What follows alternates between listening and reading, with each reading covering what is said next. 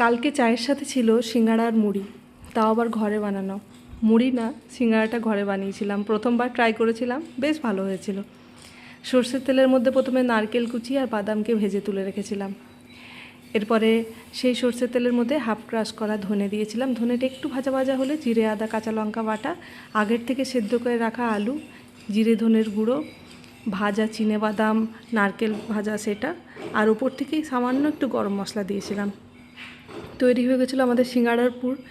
আর সিঙ্গাড়ার যে উপরের লেয়ারটার জন্য ময়দাকে রেখেছিলাম কিছুটা জোয়ান, কালো জিরে আর কিছুটা ঘি, নুন দিয়ে ভালো করে মেখে বেলে সিঙ্গাড়ার আকারে গড়ে নিয়েছিলাম। ছোট ছোট মিনি সিঙ্গাড়া হয়েছিল, কিছু কিছু মিনি হয়েছিল, কিছু কিছু আবার মিনির থেকেও ছোট হয়েছিল।